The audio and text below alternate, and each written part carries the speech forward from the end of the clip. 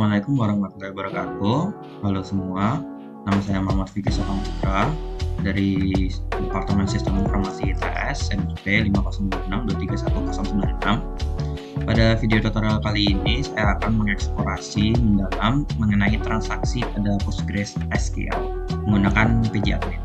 Nah, dalam video ini saya akan membahas cara praktis melakukan transaksi, mengelola log, serta memahami berbagai aspek yang penting terkait transaksi di PostgreSQL. Nah, sebelumnya pastikan sudah menginstall terlebih dahulu pgadmin dan PostgreSQL sebelum kita mulai. Nah, pertama-tama sebelum kita mulai dulu tutorial melakukan transaksi pada PostgreSQL, pastikan dulu sudah diinstal pgadmin dan PostgreSQL-nya. Nah, jika belum bisa di-download dari situs ini pgadmin.org/download, atau bisa juga langsung download saja SQL-nya di sini, yaitu PostgreSQL download. Tinggal klik saja Windows dan nantinya akan dibawa ke installer, pilih yang installernya sesuai installer GitHub di sini nanti. Nah, jika misal sudah diinstal semuanya, kita langsung buka saja pgadmin-nya. pgadmin kita buka. Mungkin akan loading sebentar. Nah, ini kalau sudah dibuka seperti ini, kita akan muncul di tampilan awal seperti ini. Kita masuk dulu ke servernya. Nah, biasanya pada saat instalasi disuruh untuk memasukkan password pada PostgreSQL-nya. Ini masukkan saja password yang sudah dibikin pada saat instalasi tadi. Nah, kalau saya dengan masukkan password.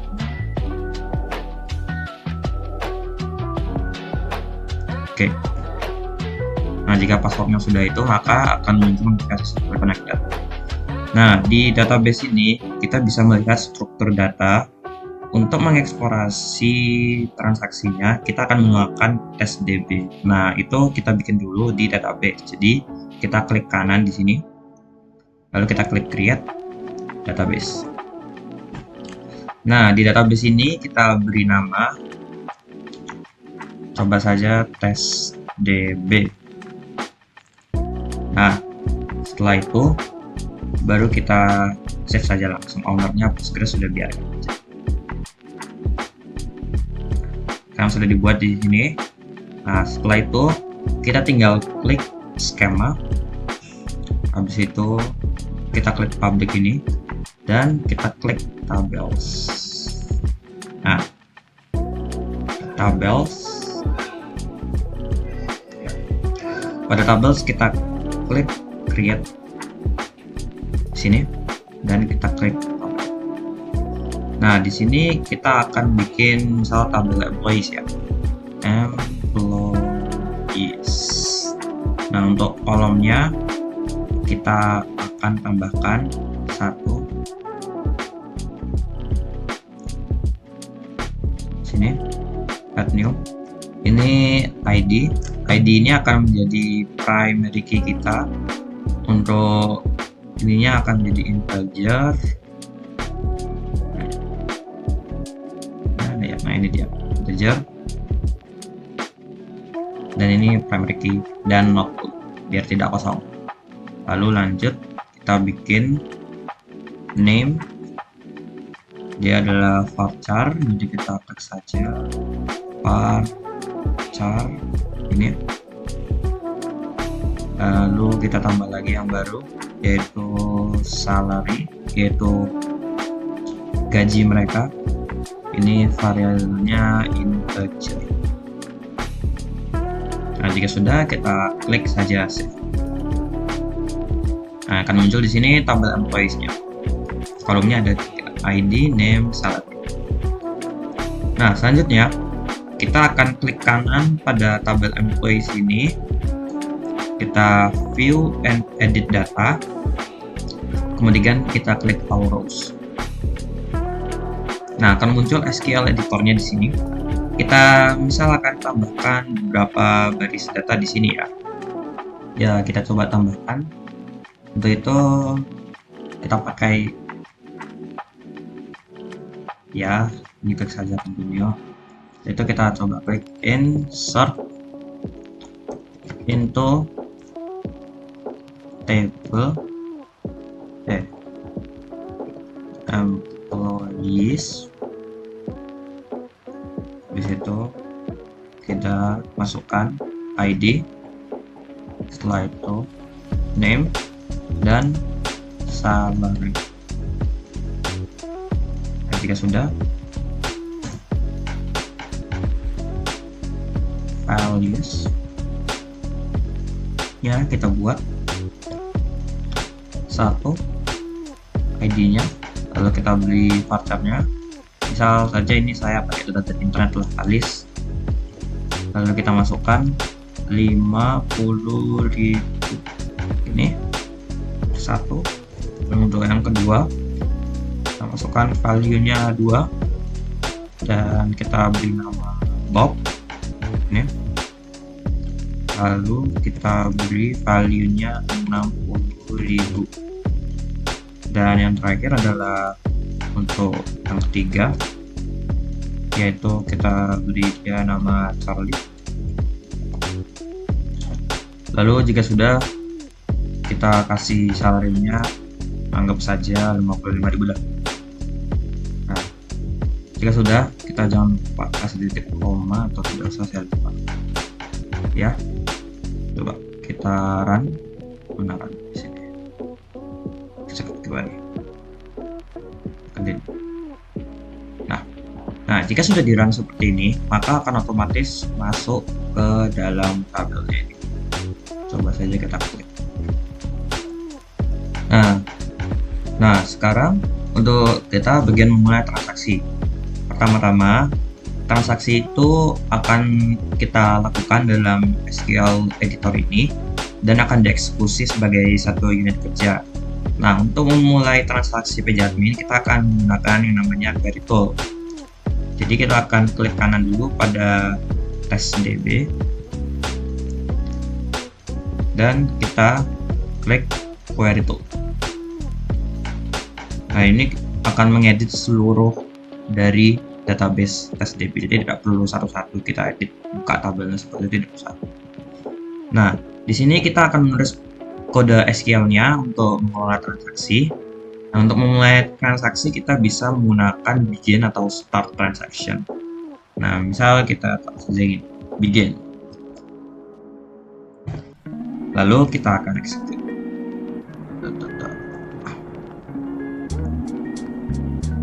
Sudah, kita ini saat kita execute, maka transaksi telah dimulai dan sekarang semua perintah atau kode yang kita jalankan akan menjadi bagian dari transaksi ini sampai kita melakukan commit atau rollback, yaitu memberhentikan transaksi. Nah, untuk melakukan transaksi ini kita akan melakukan berbagai macam operasi seperti insert, update, atau delete. Nah, coba kita memasukkan insert di sini ya.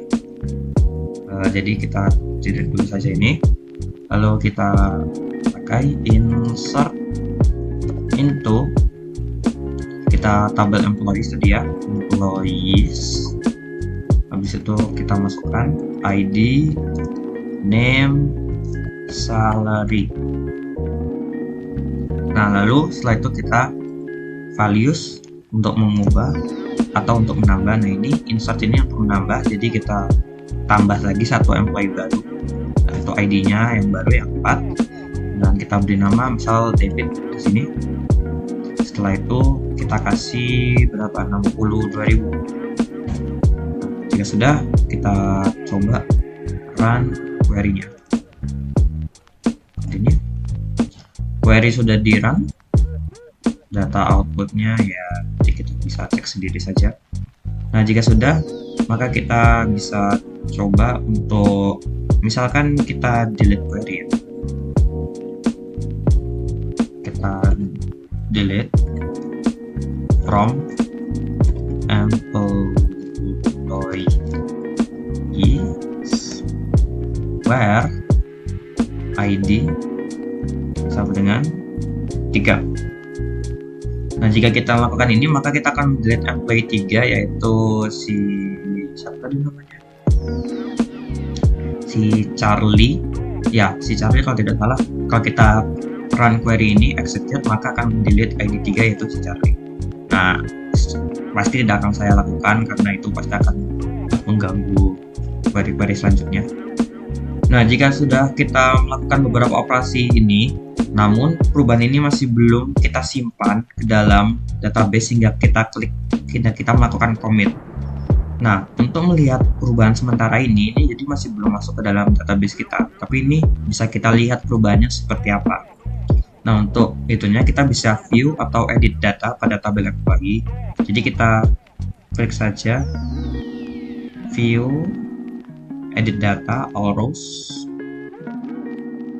Sini, jadi masih belum kita rollback.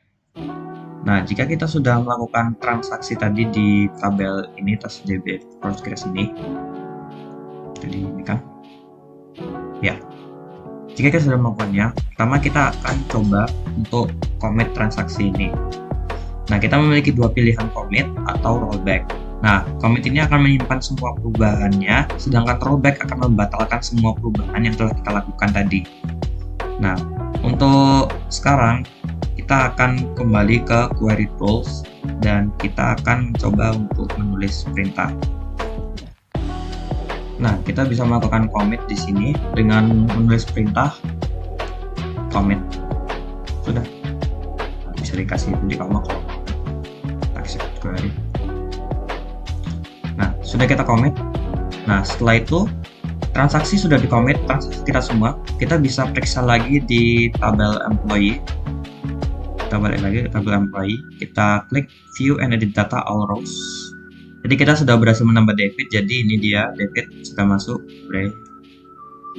Nah, untuk menampilkan ini, kita tadi juga bisa melakukan update pada test press ini. Jadi kita coba lagi begin. Kita bikin saja coba lagi. Nah, untuk update ini kita tinggal masukkan keywordnya update, pilih tabelnya employees set. Nah, set ini untuk mengganti salary. Nah, salarinya nanti akan kita sama dengan salary saat ini tambah 5.000, dimana kita akan mengubah ID 2.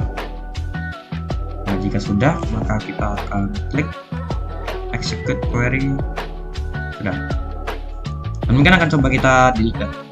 Kita lakukan delete juga. Delete from employee where ID sama dengan 3. Kita delete Charlie, bye Charlie. Kita delete kamu. Nah, jika sudah, coba kita commit lagi.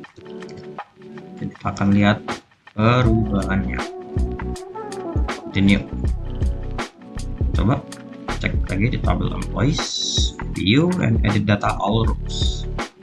Kita lihat Charlie sudah hilang, Bob menambah 5.000 salarinya, dan David ditambahkan di sini.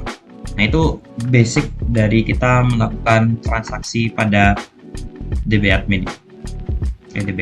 PG admin. Nah, setelah itu, mari kita lihat apa yang terjadi jika kita melakukan rollback.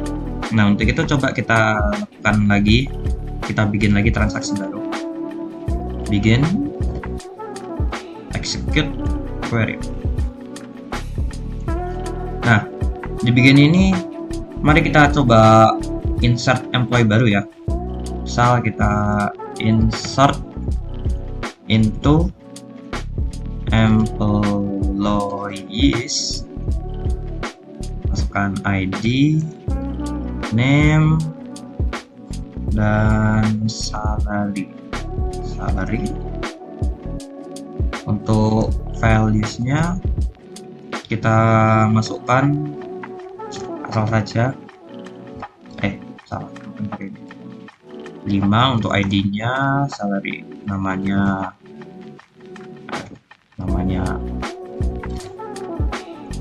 ya aja gitu aja. Ini bakal di rollback juga nanti. Jadi kita masukkan salary-nya. Nah, Kita execute.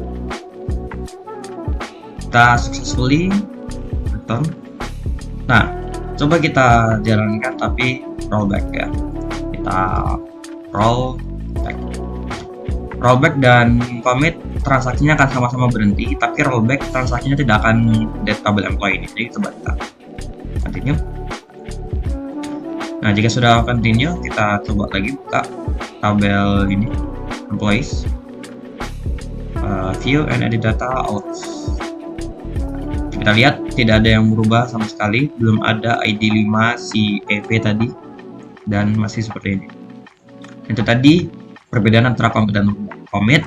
Perubahannya akan ditetapkan di situ, rollback perubahannya akan di cancel. Jadi kalau misal dipakai untuk transaksi belanja, tiba-tiba ada yang salah input, itu bisa langsung di rollback dan mulai dari awal, jadi tidak usah ribet-ribet juga.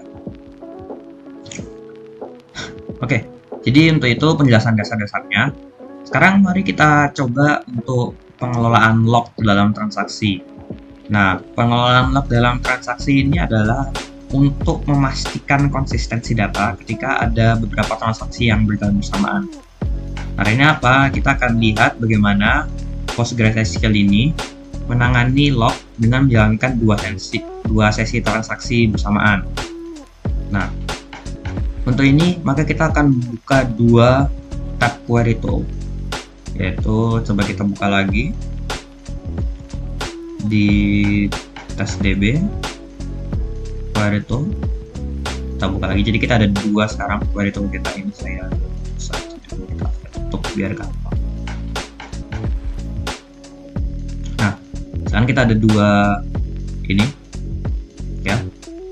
Kita akan pada sesi 1 kita akan jalankan operasi begin. Karena tadi sudah di rollback, jadi harus bikin lagi. Begin. Kita coba update ya. Pakai fungsi update ke employees. Kita set salary-nya sama dengan salary, kita tambahkan 1000 coba ya. Untuk employee ID-nya ID apa ya, ID 1 coba kita ya. Lalu kita akan jalankan perintah ini, execute. Nah, kita sudah menjalankan di sini ya. Kita coba jalankan juga di sesi 2-nya ini. Kita akan klik begin. Kalau mau cepat, kita bisa langsung masukkan juga setelah begin ini di line kedua atau di mana saja apa yang mau kita lakukan. Misal setelah begin ini saya langsung mau update employees, kita set salary-nya menjadi sama dengan salary-nya, kita tambahkan 2000, yang mana kita akan juga mengedit ID nomor 1 employee-nya. Jadi sama-sama ID nomor 1 tadi. Ini nomor 1, ini kita juga edit nomor 1. Lalu kita akan coba execute query. Kita lihat. Nah, kita lihat kan, sesi 2 ini akan menunggu hingga sesi 1 menyelesaikan transaksi karena ada log pada garis yang sama. Jadi transaksi ini udah di-run duluan. Jadi makanya di-run-nya pada baris ID 1 ini. Makanya sesi kedua ini tidak bisa kita run soalnya udah di-log sama ini, namanya log pada transaction-nya SQL ini.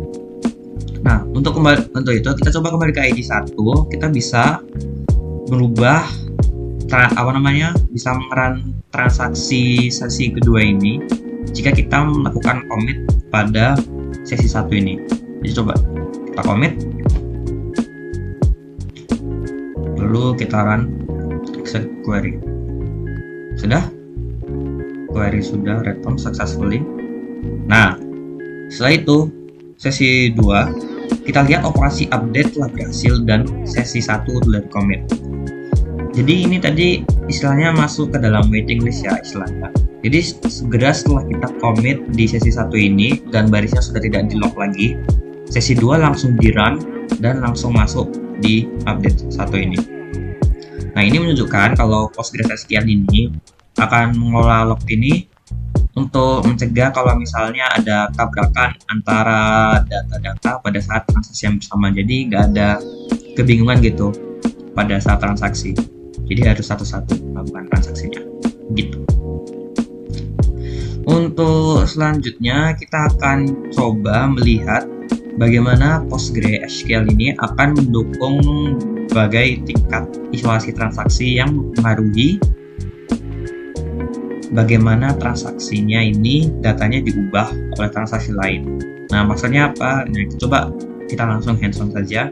Kita akan melihat 4 tingkat isolasi. Jadi ada read uncommitted, ada read committed, repeatable read, dan serializable. Nah, secara default itu PostgreSQL ini menggunakan tingkat isolasi read committed. Nah, mari kita coba verifikasi dan mengubahnya. Pada sesi 1 kita bisa cek ini sesi 1. Sesi 1 kita coba cek show transaction isolation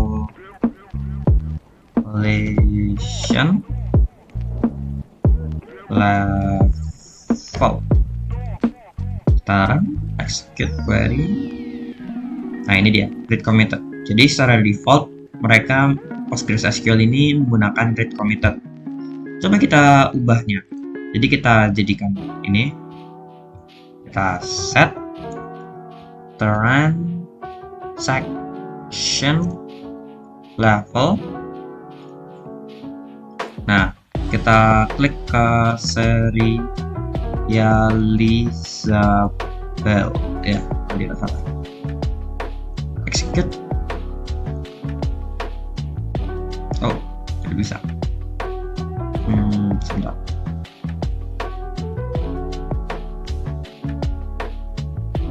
Oh iya, isolation.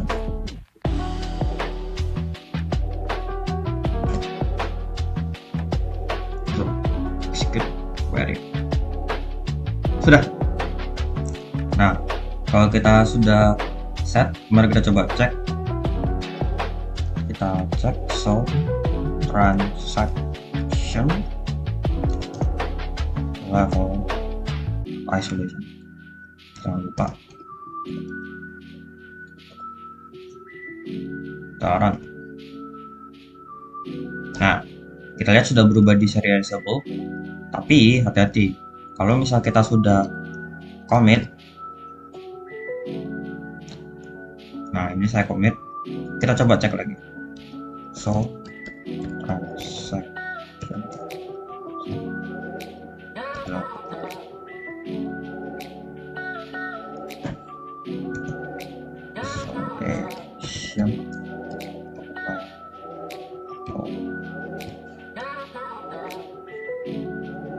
Nah, tipe isolation levelnya kembali lagi ke read committed setelah di commit.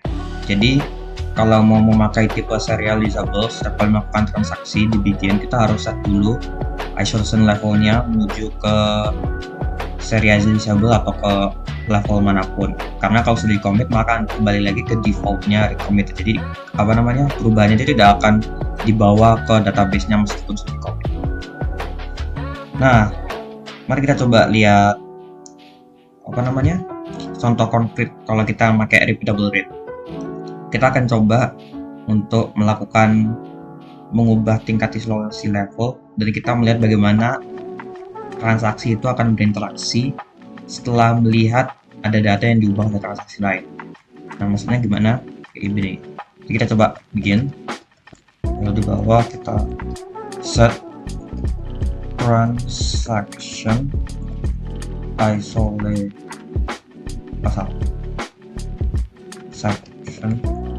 isolation repeatable read. Kita set levelnya repeatable read.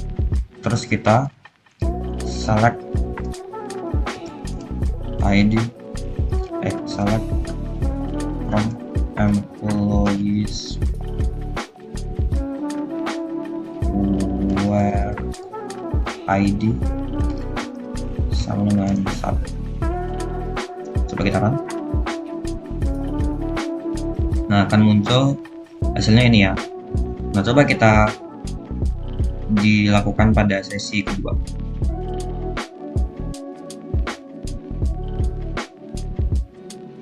Coba kita bikin juga di sesi kedua ini. Bikin update employees, kita set salary sama dengan salary-nya sendiri ditambah, misalkan kita tambah 5.000, where kita akan mengubah ID tadi, ID 1 ID 91. Lalu kita coba. Oke, jadi kita coba run ini, kita execute query, commit, sudah. Kita bikin update employees salary dengan ini. Lalu kita kembali lagi ke sesi 1 dan kita coba select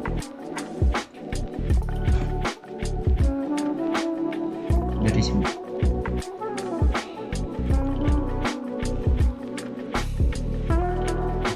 Ya, kita select dari sini. 48.000. Ya, kita berkurang dari tadi, sudah saya coba edit di sini. Ya, betul. Oke, jadi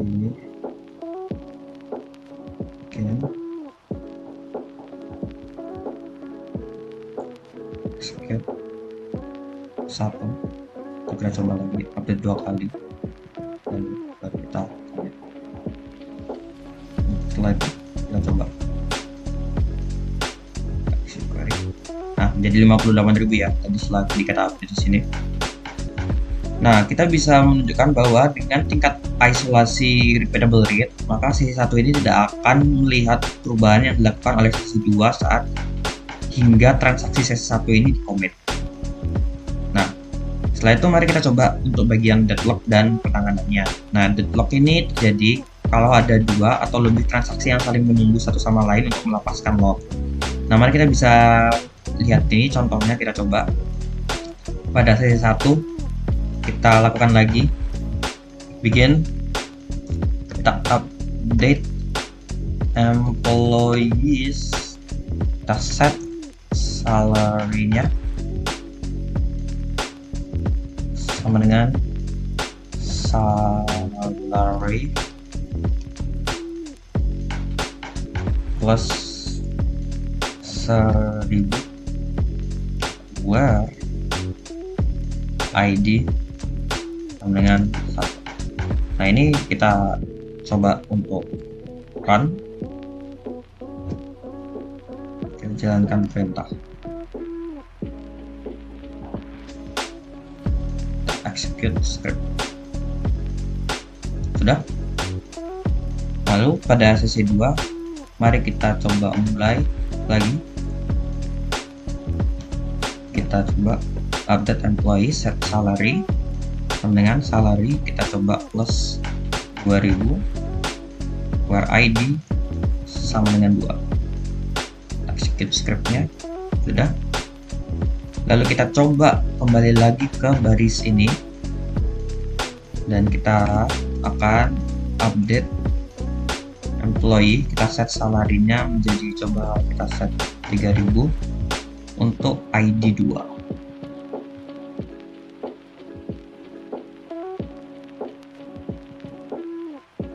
Nah, setelah mari kita coba ke sesi 2 dan kita coba update untuk sesi 1. Kita coba ID 1, kita update ini, kita salary-nya nambah, coba nambah 4.000. Kita execute query. Nah, pada titik ini kedua sesi ini akan saling menunggu sampai melepaskan lock dan akan menyebabkan deadlock. Nah, kan tadi saling menunggu satu sama lain ya. Maka dari itu PostgreSQL ini nanti akan otomatis mendeteksi di mana ada deadlock dan akan membatalkan salah satu transaksi untuk menyelesaikannya. Nah, di sini kita bisa lihat pesan error di sesi 2 ini. Nah, sesinya yang dibatalkan dapat di rollback atau di commit.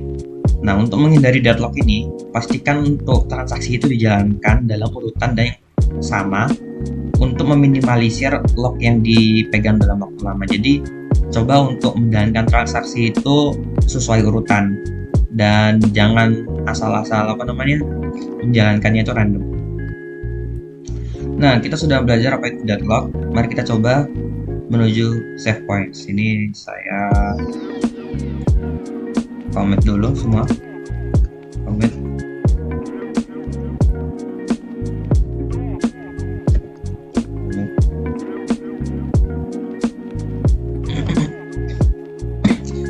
Mari kita mulai transaksi. Begin. Lalu kita coba tambahkan data.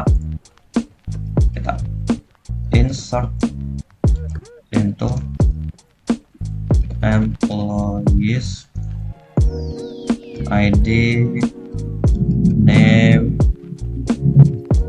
salary. Lalu kita tambahkan values mereka 6 salary yang baru ini employee-nya. Lalu kita tambahkan blank namanya apa, lalu kita kasih salary-nya dia 9.000. lalu kita execute. Kita berhasil.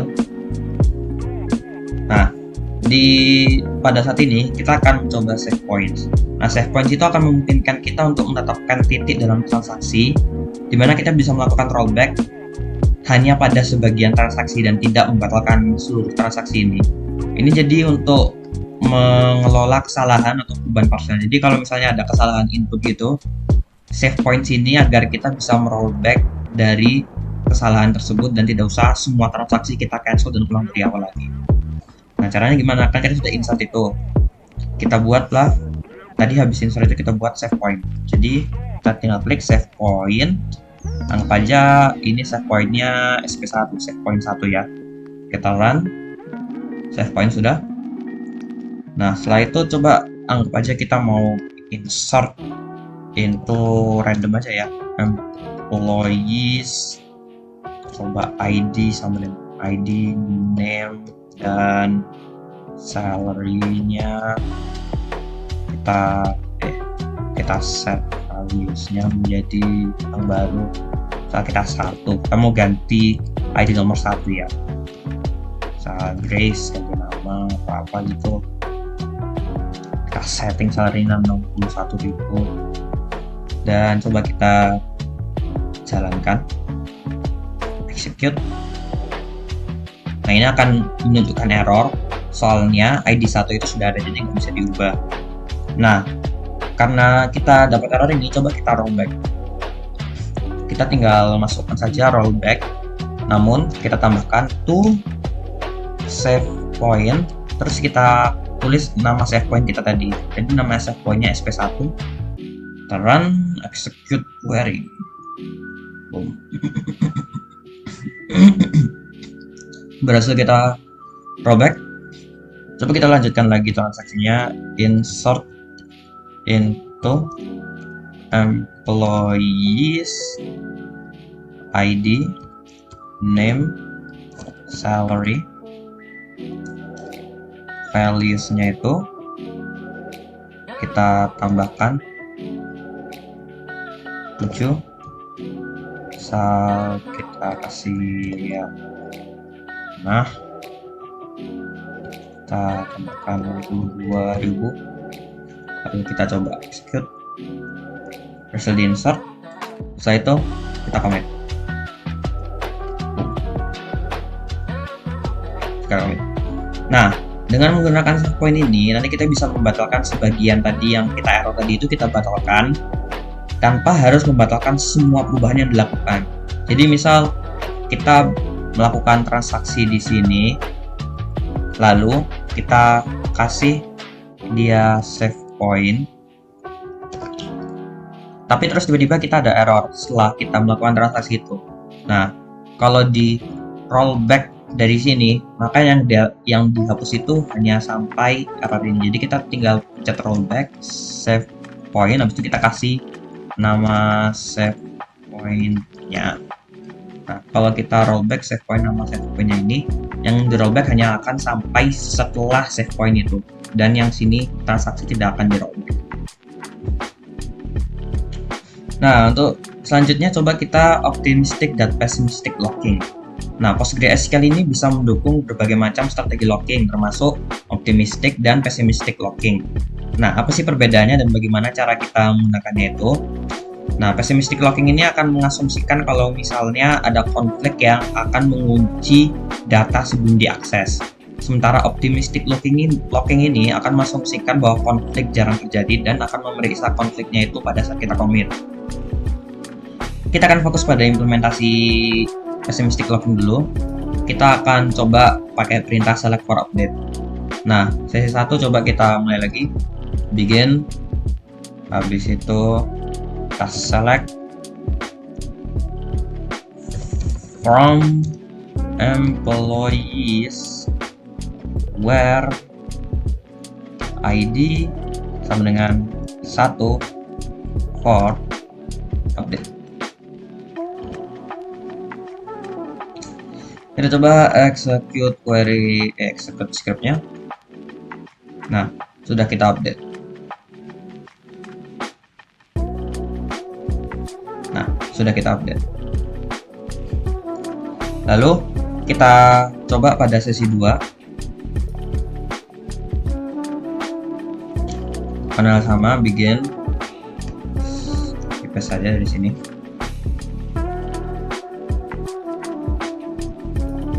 Select from employee, set salary sama dengan so.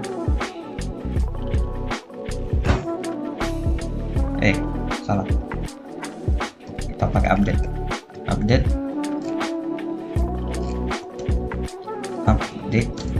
employees. Kita set salary mereka jadi salary, kita tambahkan 1000 where ID sama dengan 1. Execute script. Waiting for the query to.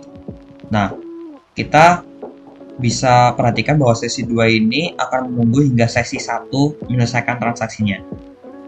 Nah, coba kita kembali ke ini. Kita commit.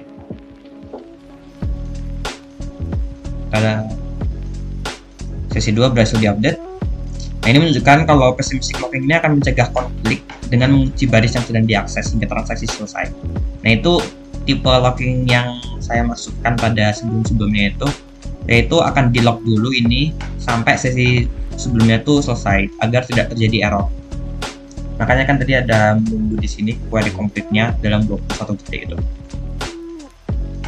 Nah, sekian dulu penjelasan yang bisa saya jelaskan tentang transaksi pada PostgreSQL ini. Semoga bisa bermanfaat bagi yang ingin mencoba. Assalamualaikum warahmatullahi wabarakatuh.